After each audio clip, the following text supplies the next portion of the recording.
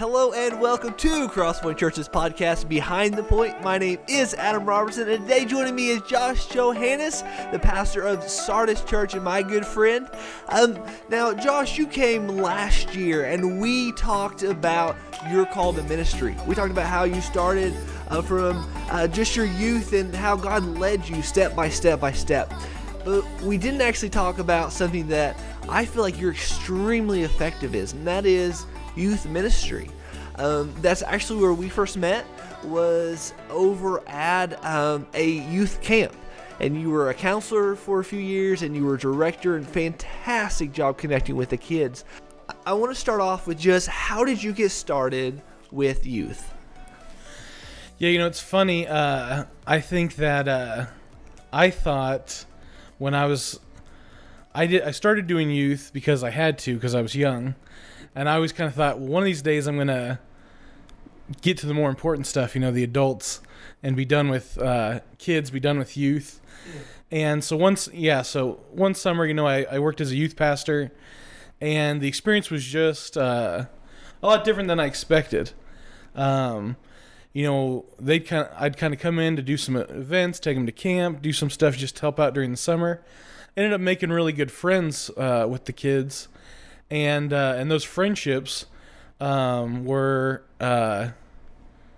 they were huge, and really, and so at the time I thought, boy, that was a fun summer, but just kind of a blip on the screen, and then kind of found the more I went on that that's what ministry for me really is making those friends, and so then kind of with youth now as a pastor. They're the ones in the church, in a healthy church, mature Christians should care for immature Christians. So immature Christians can be 5, 6, 7, 15, 16. They can be 48, 49. You don't ever want to be at a setting in a church where mature Christians are being served by, by the immature or something, it's a sign of your maturity when you are willing to serve. And so, in our church, we got these teens and kids, and they're frustrating, they're super busy, they're super all over the place, but at the same time, I don't know if you feel this way, Adam, but for me, my 20s, just went by like a snap of a finger, it feels like. Yeah. But ages like 8 to 11 or 14 to 18 feels like it was decades, of experiences. And even as an adult, you still kind of reflect on those. And so that's kind of how I got into youth. Right now at church, I've been there 10 years. And so a lot of the kids that are in the youth group now, I'd done stuff with them when they were little. And I've just kind of been there and seen them grow up. And then there's always new kids. One of the things, I don't know if this goes with the question at all. One of the things that kind of guides me, I've talked to a buddy of mine who's a pastor, and we talk about, his dad's a megachurch pastor. And we kind of talk about our frustrations and things like that, I feel like you're always going to criticize the generation above you. You know what I mean? It's just the way we are. And the kids that we minister to, someday they'll grow up and be like, boy, wasn't that foolish, all the stuff that they did, I could see that. But one of the things that I didn't like growing up in church, that would happen every once in a while, is I never enjoyed feeling like I was being processed. And I think that's a church-wide thing that can happen where you walk in the door and you get to know people, and all of a sudden you're on a conveyor belt of like, well, here's where we're going to pump this information into you, and we're going to move you up this scale until it ends with you being in leadership, and you'll do that until you burn out and go crazy, and then we'll move you back down and kind of get you on the second cycle, I think kids, at least what I do at mine, I think they know that. They know if they're a number, they know if they're being processed, they know if you're actually interested and care. And so, and that's kind of my more natural lane. I'm not good at... So do you have a curriculum or anything that you follow Not really. I kind of just go by what the needs are, what pops up. I really like. And gosh, I'm blanking out now. There's a series of YouTube videos. I'll have to look it up and I remember what it's called. That deal with Bible books and different topics from the Bible that are really interesting. And so I use that a lot. But like I said, a big part for me is becoming friends with them, and in becoming friends with them, kind of knowing what's going on. And I'm pretty bad. I mean, maybe I'm the wrong person to talk to about youth ministry. We do once a month, a Wednesday night at my house, and it's an hour. My biggest problem is that we'll sit down, we'll start talking, laughing. I'm really interested in what's going on, and all of a sudden I'm looking, it's 7:50. I've got 10 minutes, and I've not done anything yet. You know, but I think when I reflect back on my teenage years, that was something I really needed, and my youth pastor David really did that for me. Cared about me, was interested in me, and so I kind of try and do the same. I think it's like a touch of vanity. I think sometimes we have where we think, when we tell them to sit down and be quiet and then we get to talking, that's when we're teaching them. But really the teaching is all that other stuff. It's how they see you live your life, how you interact with them, how you interact with the peers, how you interact with the kid who's rough that came to an event. I flopped on that earlier this year, I think all of that is teaching. We always think that the teaching is, now we're going to open our Bibles and I'm going to talk. And I mean, that can go wonky the other way, where it's just a hangout and it's not church at all, Yeah. But our kids are always learning from us, and we're always teaching, even if we don't intend it. So, I'm curious, at your church, how do you lead the youth? Like, how do you end up actually doing that? Because you have so much responsibility as, just the pastor itself, and that I feel like that's a whole nother plate of responsibilities.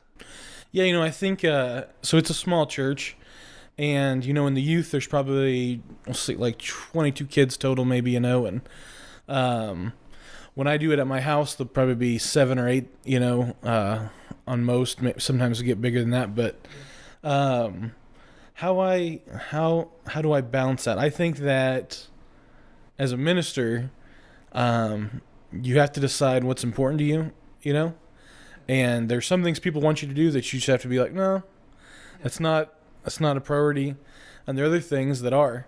And so for me, youth and kids is a priority. It's something that I really like doing, really want to do.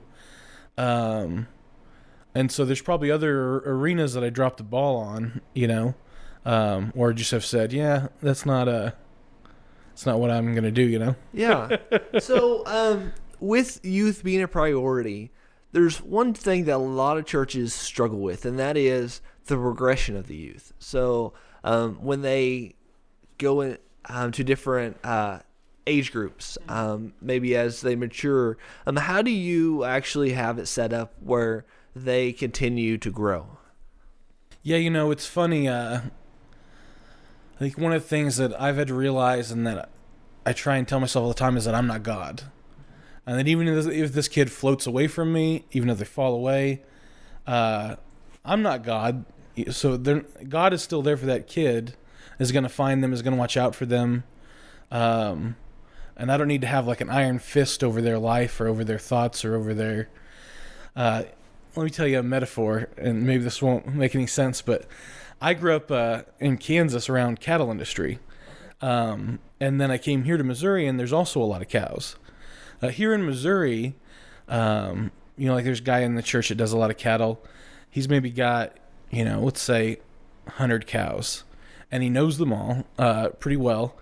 And he's kind of just raising them, like he goes out and checks on them. He makes sure they have hay or they're in a pasture, whatever, He's got this relationship with the cows. When they come, so what he's going to do is he's going to care for those cows, raise those cows, watch out for those cows. And then when he's done with that cow, lots of times he's going to sell it, and it's going to get shipped to where I'm from in Kansas. When it gets to Kansas, they're going to unload it at a feedlot, and they're just going to pump corn and steroids and chemicals into that cow to get another 100 and whatever pounds on that cow. Then they'll sell it to the feedlot, and they'll process it, I kind of look at that and think, well, that's kind of a good metaphor for sometimes how church is. Because I think sometimes we take kids, and we want to do is say, what's the best way I can put 100 pounds on this kid, and get him to the maximum and not have any failures or dropbacks. I think what I try and do is say, this is a person that I love and care about. Yeah. If they drift away, I'm gonna go out and try and find them and bring them back. Yeah. If they fail, if they get into drugs, if they get into whatever, I'm gonna be here. Yeah. You know what I mean? And if I don't get them back till they're 26 or 27, I'm gonna do it. You know what I mean? Yeah. Yeah. But at least in my experience, you can't rescue someone, and it's something that they've got to experience and find on their own. I think that I don't worry too much about regression, about falling away, because I think life is long. When I was a kid, I didn't get that. And so my peers, if they were sleeping around, or if they were, and I think these kids are just monsters, just headed straight down south, you know what I mean? And then you grow up, and 5 or 6 years later, they've got a job, they've got a family, you know what I mean? Like, yeah, they made mistakes, but God worked it out. I think that's something that if we could teach kids, I think sometimes the way we panic about the stuff they're doing reinforces the idea that that there's no grace. Yeah. You know what I mean? People, even friends that you and I share, who when they were teenagers had this idea, they were told what the standard was, and since they couldn't reach it, or since they failed, it led them to just walk away completely, That makes a lot of sense. Or if there was just a little bit more, one of the things, kids and youth are so important to me. And so at my church, to me, that's the most important thing. And so while that's the most important thing, you also don't want to give the impression that that's the thing. Because the thing is Jesus. Yeah. The thing is His grace. The thing is His love. So sometimes I reflect on being a teen, and there were some things that just kind of give me the wrong sense, like sex, right? Sex is an important thing, important part of life. When I was a kid, I would say as a youth, my youth group was better, but I was involved throughout my area in different stuff. I think we overdid it, made it sound like, I don't know, like that's the most important thing that's ever going to happen to you in your life. Yeah. You know what I mean? Yeah, yeah. And that if you get that wrong, might as well go live in the gutter, Yeah. I had a friend. I'm trying to see how I can tell this story without telling the story. I had a group of friends that dated in college. They were both great people, both very kind people. She was raised just like me, kind of with like true love waits. I don't know if you ever did that, promise ring, and did a lot of just daughtery kind of stuff. And at church was kind of told that one of the most important things that's going to happen to her is she's going to meet the man God has chosen for her. And so when she got to college, dating this awesome guy, but he had a past. And I don't think that she found out about his past until they'd been dating 6 or 7 months, because it wasn't something you'd just bring up. Yeah. And she couldn't handle it, because she kind of gotten this idea, this picture of almost like this Disney fairy tale, you know what I mean? Yeah. And that didn't come from Disney, it came from the church. And so it wrecked this relationship.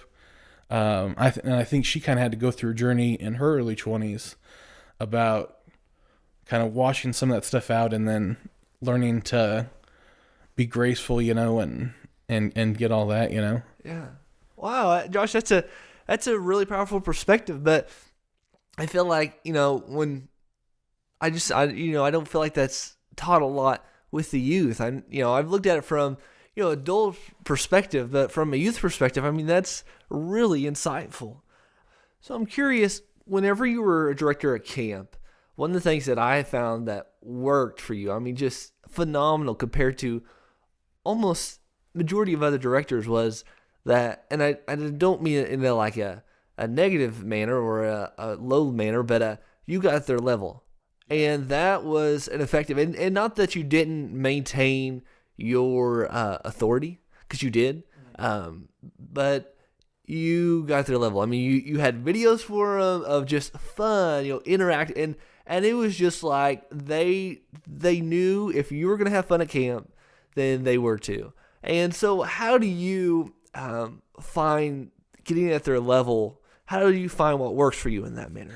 Yeah, so it's kind of hard to tell if I'm immature or what the what the answer there is, but I think one of the things is that it's exciting, being a teenager is exciting. You think about all the things that are going on in teenage life that it's exciting. You're physically growing, you're playing sports, maybe you're just insanely in love with someone you barely know, like there's a lot of stuff that's just very exciting. And as an adult, you should be able to be, hopefully you're excited too. Like when I think about like you're talking about camp, that was a younger group, but those kids are having a lot of fun. And so you kind of want to co-opt that fun and teach them about Jesus. And you don't want to bring children to heel, which is sometimes what goes wrong.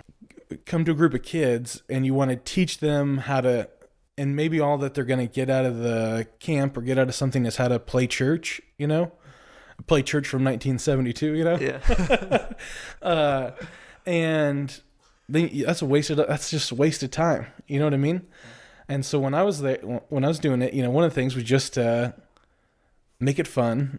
And as an adult, you should be having fun. It's a fun time. And know what it is that you want to teach, because really to me, it wasn't important for me that I wanted to teach them to wear dress clothes to church. I mean, I could care less. It wasn't important to me to teach you a lot of things. What I really wanted to teach them about was that Jesus loved them and salvation was there for them, and like at the camp me and you did together, there was a lot of kids coming in who were from a rough home and were just getting dropped off. And, to us, it seemed, I look at it and I say, well, it's a silly little camp, these two dorm buildings, and we're just practically playing with sticks in the yard, They're kids who that was their highlight of the year. Yeah. You know what I mean? And so you got to, and I feel guilty even sometimes saying it, but you got to treat it with that kind of joy and excitement because that's what it means to them, Yeah. Boy, I really hate it. Well, now I'm going to get into some hate hearing people complain. And so I hate it.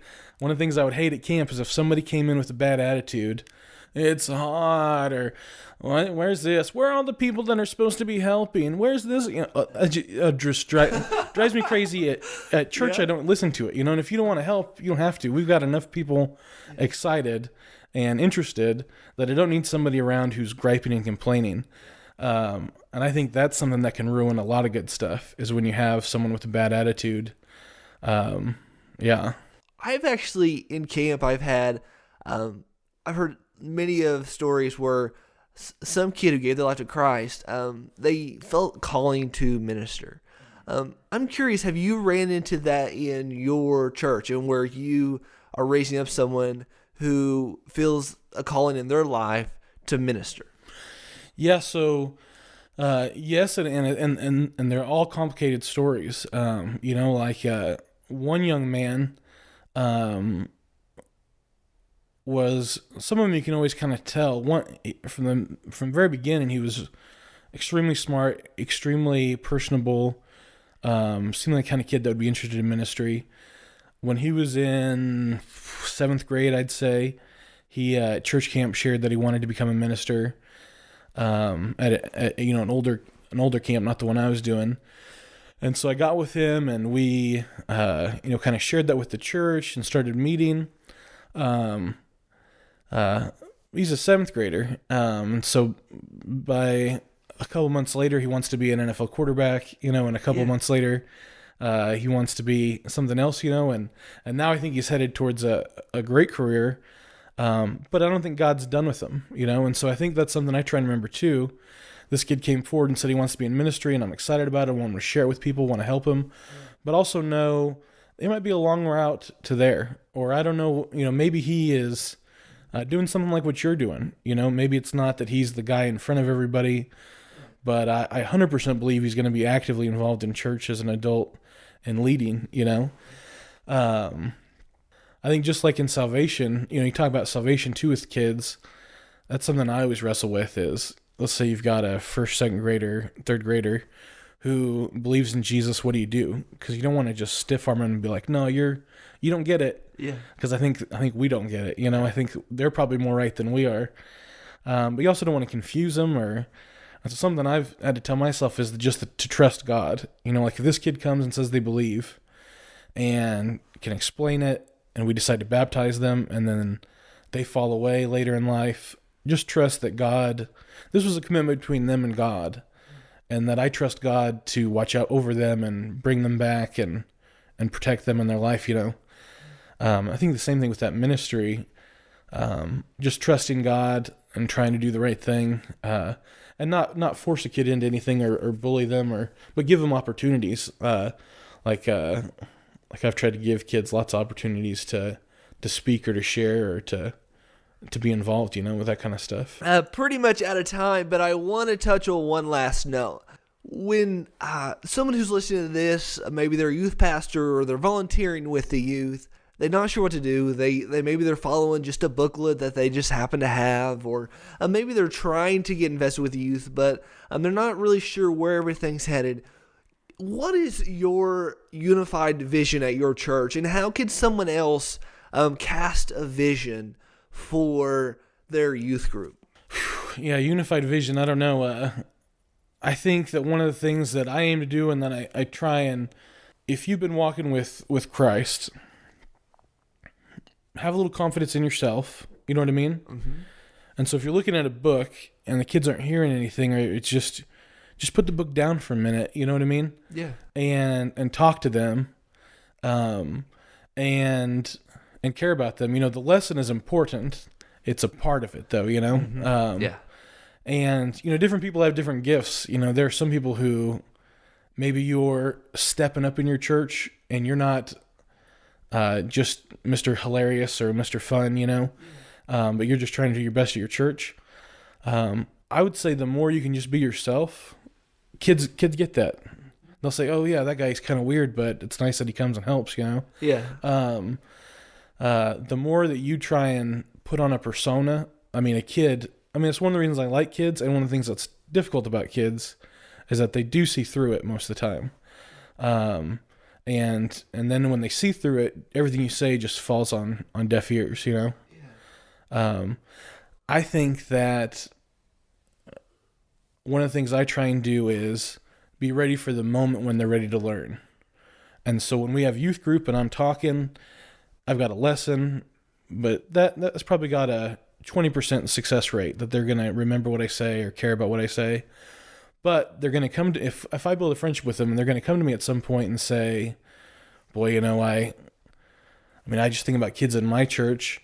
There was a girl who was in a car accident, and the people die in your family. You go through a lot of different things in life.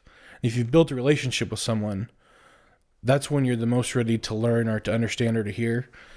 And so in youth ministry, I think that's kind of the goal, is that, yeah, these lessons are important and these activities are important, but really I'm biding my time for the moment when you're ready to learn. And when that moment happens, I want to be there and be able to teach you then, Yeah. It's making that connections for when life happens. Yeah, for when life happens, yeah. Josh, I'm so glad that we got to sit down and talk about your youth group. And just as I thought, you have, just incredible insight when it comes to youth. That real, genuine connection.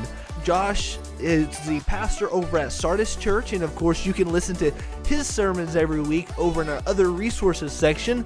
Also make sure to check out our Instagram and our Facebook page. And Josh, thank you again for being here today. This has been Behind the Point. My name is Adam Robertson, and until next time, God bless.